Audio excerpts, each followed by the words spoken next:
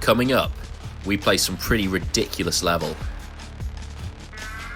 I speak to part-time tennis player and full-time stud, David Quayle. And Ella dresses like a tennis ball. So it's been 2 weeks since my last competitive match. And what have I been up to? Trying to hustle as much practice as I can. And also trying to be as consistent as possible with the content.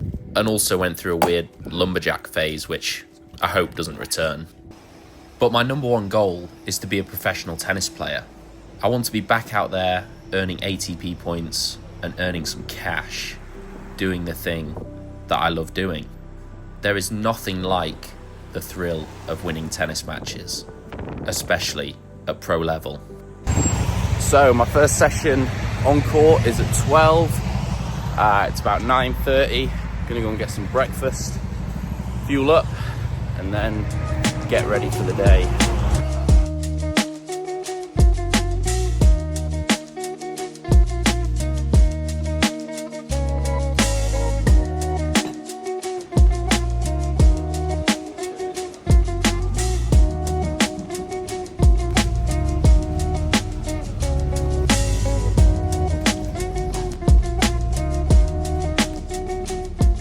Love trekking across London.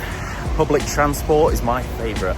Fellow tennis players will know that the walk from Barnes Station to the NTC feels like it's about 10 miles. I swear it's the longest walk in history.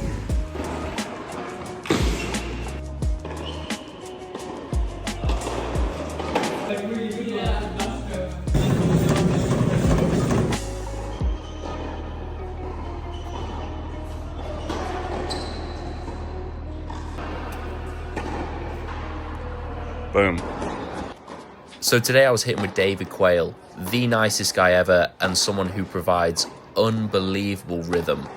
So this session was all about volume, as much hitting from the back of the court as possible, a lot of movement, and then some points from specific conditioned scenarios. Almost sounds like I know what I'm doing. So for the racket nerds out there, you'll notice that I am using a different string. I am testing a few out at the minute. Yeah. Not too sure. So the string patterns. What is the string pattern? It's good. I need to give that thing a test drive at some point. Half an hour in. Electrolytes. Goji berries. The Waitrose ones. Yeah, I've gone really upmarket this time. Yeah. Like that is not true to my normal style, I don't think. I'm normally like a Tesco or a Tesco meal deal man, but I've also got some nuts in the bag as well and some hydration stuff. What do you reckon happens if you break a string on this? So can you get the pro stringer out? You can restring this for sure, like with a normal stringer. Do you reckon? I don't know if you can string it on the pro stringer, but you can definitely restring it. Yeah, 100%. Because I've seen people put their what people do is with them, they put their normal string in and then they just hit and they use it as like a warm-up tool, so you can use it for like half an hour or whatever. And then I've done it a few times with other people's sabers, but Functional Tennis were kind enough to give me one, so I actually now have my own. But I'm gonna put like Lynx Tour in there or something, but I have to get some professional advice because I'm not sure if me putting Lynx Tour at £57 in there is going to be a good idea, but yeah, I definitely this is mine, but I haven't used it yet. Yeah, but like I've used loads of other people's. I've just hustled them. I mean, All Things Tennis gave me a few goes on theirs a few times, but now I've got my own. I'm going to use it as a warm-up tool and just be zoning forehands and backhands. Maybe take some other pros on with some tie breaks or something like that. One of the biggest things that I've learned over the past few weeks is just how important hydration is, like massively. Like, I've been carrying around electrolyte tablets, drinking more water, slightly less coffee. Probably not true, but... So, after a lengthy chat about the saber and my nuts, we got back straight into the action with a bit of 2x1 line. Just such a good drill for working on shot quality, a bit of movement in a really controlled way. It's pretty much a pro player's go-to. Roger Federer once said that the best tennis players were the best movers. So I think that working on your movement is so important. I see so many guys just hitting balls from the middle, hitting balls in the cross. Definitely would advise to get moving. The other thing is serve and return, which in my opinion is criminally under-practiced. But I guess we'll get onto that later.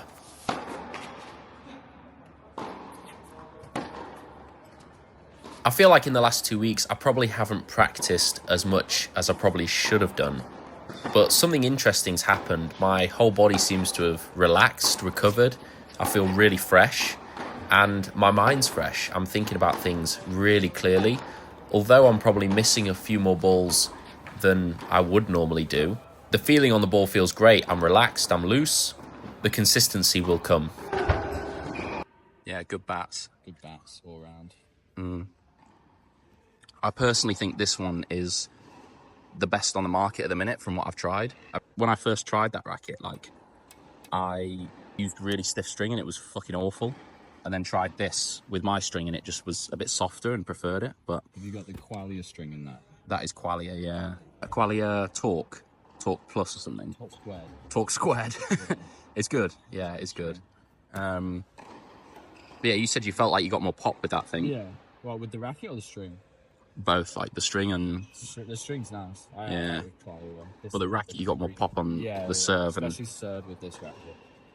Just trying it and you just, like, just pops. It's like, have you seen that Casey guy on Instagram where it's like, pop? Yeah, I know that. With the guy with the mic on his, on his cheek, yeah.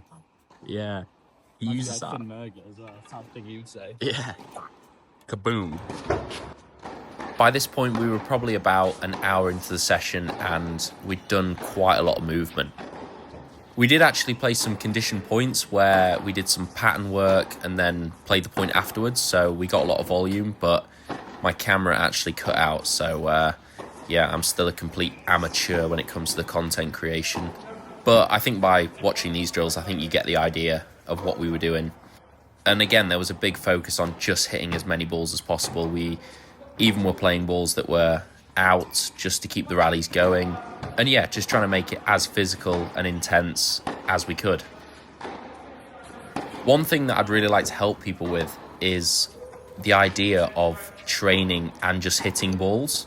Like, it's nice to just hit balls, feel the rhythm, get some nice clean timing going. But there's a big difference between hitting and training. In training, you're working on real specifics that are going to help you become a better tennis player, a better match player, and understand different situations. So if you really want to improve when you're competing, it's really important to understand that. But yeah, anyway, it's lunchtime. I think he does with the... and there's also... I'm getting the end quote in there. Boom. Is this for your YouTube? It is, yeah. You okay being on the channel, or just... There we go. Katie Dunn, everyone. Welcome to the channel. I'm 30 now. No way. Yeah. Shut up. My subscribers aren't believing that.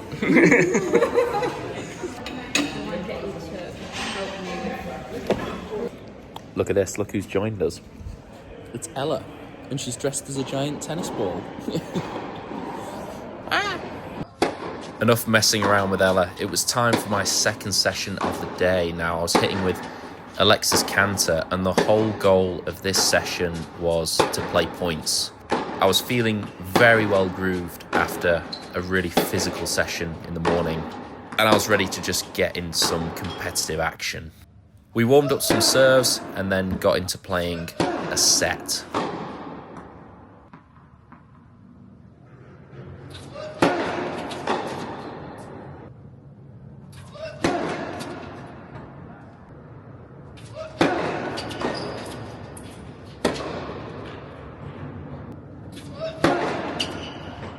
I think my practice partner really needs to up his level.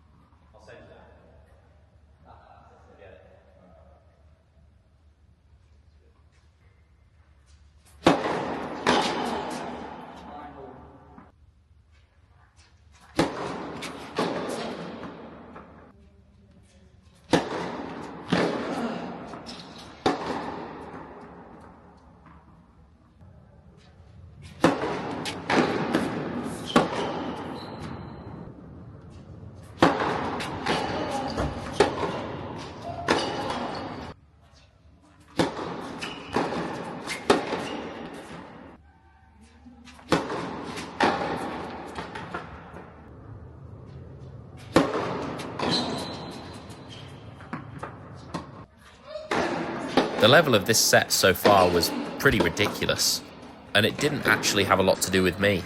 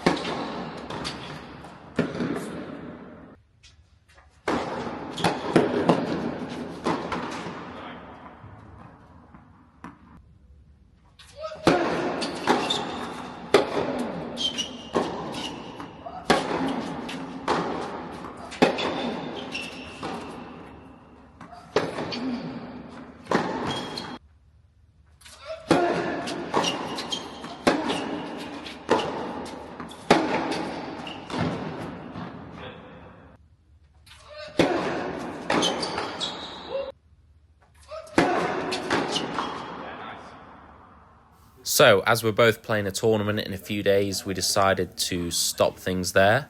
The score ended up being 4-3 to Alexis on serve. What a day of training. Yeah, finished for the day. Now I'm going to head back to the Travelodge. Or go and get some dinner. I'm not sure which one first. Depends if Ella is going to have an EPB or not. So we need to get her some food ASAP. But yeah, see you at dinner.